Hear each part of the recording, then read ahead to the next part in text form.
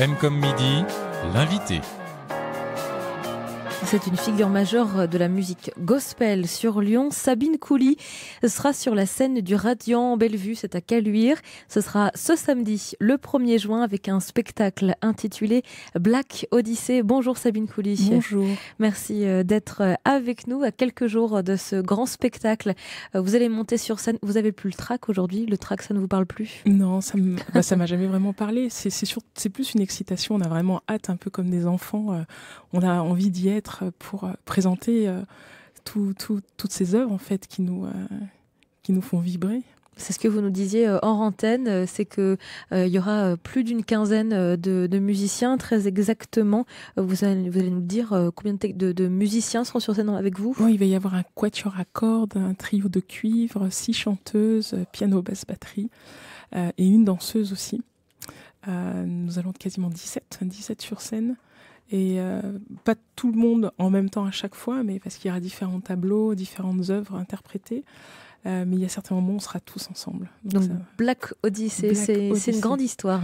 C'est une histoire, avant tout, je me sers de titres qui ont marqué pour moi ma vie musicale et vocale en fait, en tant que chanteuse depuis toutes ces années. Et j'avais envie, pour une fois, de raconter finalement, on va dire, mes émois amoureux, mes amours vocales. J'aime beaucoup ce mot amour, parce qu'au pluriel, il devient féminin. Et tous mes amours vocales et musicales, en partant des musiques avec lesquelles j'ai commencé il y a plusieurs années, les negro spiritual, les musiques traditionnelles a cappella. Et puis ensuite ça a été le gospel, et puis par la suite ça a été la soul music, et puis beaucoup plus tard le chant classique à l'opéra de Lyon.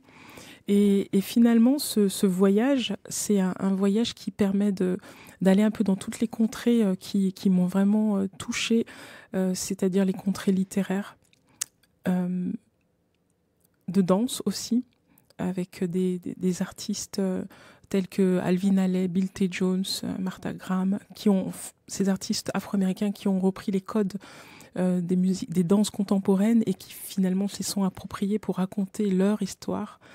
Et ça m'a beaucoup touchée parce qu'à chaque fois dans leur spectacle, ils mêlaient ça avec des chants, des spirituals ou des gospels. Et je trouvais ça très beau.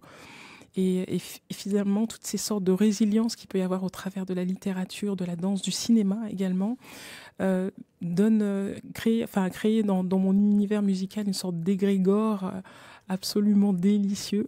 Et c'est ce que j'avais envie de partager en fait dans ce voyage. Et justement, vous l'avez scindé en deux parties, ce spectacle.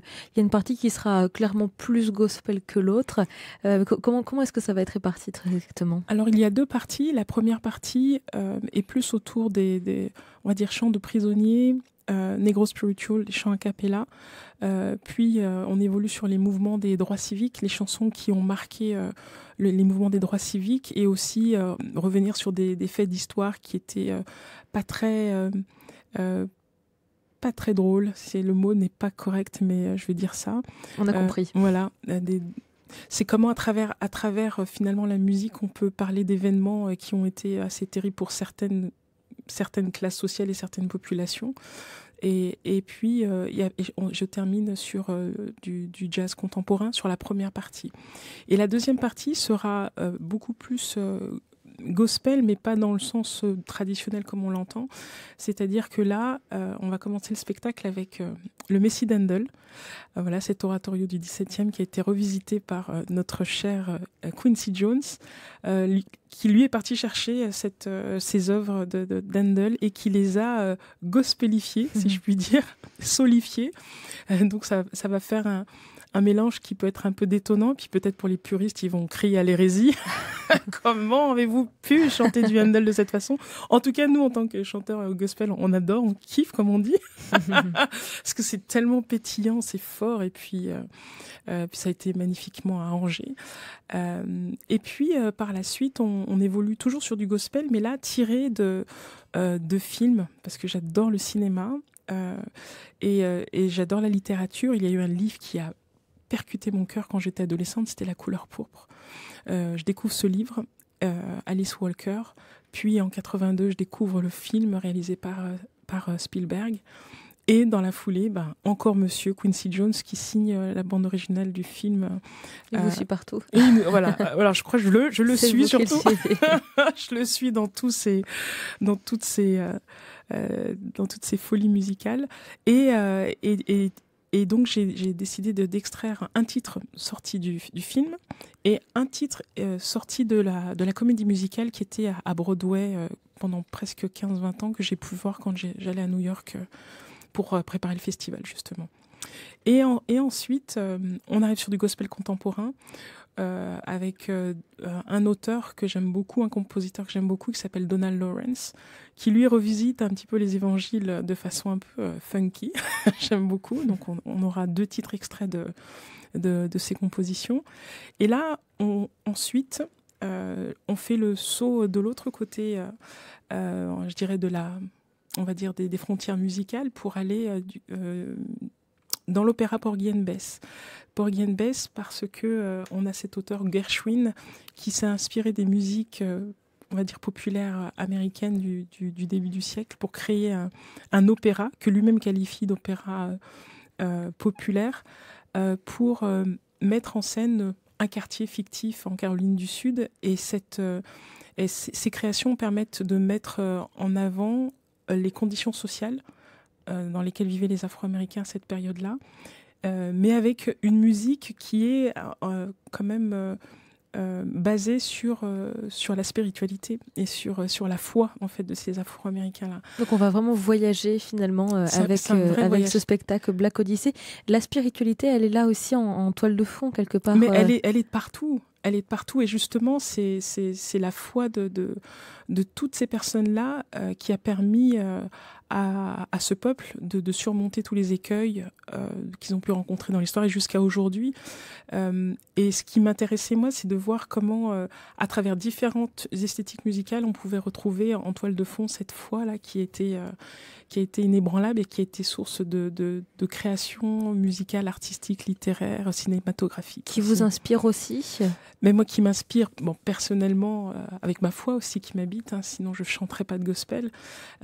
Mais c'est aussi, ça c'est vraiment la toile de fond, mais c'est aussi l'exploration, c'est comment je dirais, différents peuples vont emprunter les musiques des uns des autres, finalement, pour dire la même chose, pour parler de la vie, pour parler de l'amour, pour parler de la foi, pour parler de la mort. De différentes manières à chaque fois. De différentes manières à chaque fois, mais la toile de fond, c'est toujours la même chose. Donc, quand on regarde les paroles de tout ce qui va être chanté, c'est du gospel, en fait, mais avec des esthétiques musicales un peu différentes.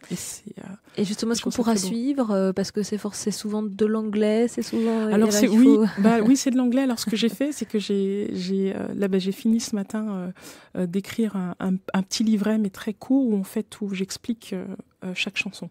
Donc pour les personnes qui comprennent pas l'anglais, il y aura au moins la thématique de la chanson. Dans le public, on pourra avoir accès à ce petit livret. Oui, voilà, il sera distribué à l'entrée par le personnel du Radiant. Voilà, est-ce que c'est important de comprendre aussi le sens mais bien sûr, des morceaux qui sont chantés ? Puisque là, c'est pas comme un concert, où en concert, je prends le temps de parler, d'expliquer. Là, c'est en formule spectacle, donc je ne vais pas parler. Je vais pas parler, je vais juste chanter. On va juste interpréter toutes les œuvres, mais il y aura quand même ce livret-là qui explique en fait d'où viennent les textes. Quand sont les œuvres, par exemple, de l'opéra, je désigne la scène, je mets les protagonistes, ce qui se passe à ce moment-là, pour que les gens puissent se repérer un petit peu dans ce voyage-là. Et justement dans ce voyage, vous nous emmenez avec un morceau intitulé Feeling Good, qui a été repris maintes et maintes fois, mais notamment interprété par Nina Simone. Et c'est ce morceau que vous avez choisi de nous interpréter aujourd'hui en live dans M comme midi. C'est un extrait de votre spectacle Black Odyssey à venir, donc ce samedi au Radiant Bellevue. On vous écoute. Birds flying high, you know how I feel. Sun in the sky, you know how I feel. Breeze drifting on by, you know how I feel. It's a new dawn, it's a new day, it's a new life for me. and I'm feeling good. Dragons flying out in the sun, you know how I feel. Butterfly, oh, having fun, you know how I feel. Blossom in the tree, yo, you know how I feel. 'Cause this old word is a new word, and a word for me. And I'm feeling good. Stars when you shine, you know how I feel. Sin of a pine, you know how I feel. Freedom is mine, you know how I feel. It's a new dawn, it's a new day, it's a new life for me. And I'm feeling good.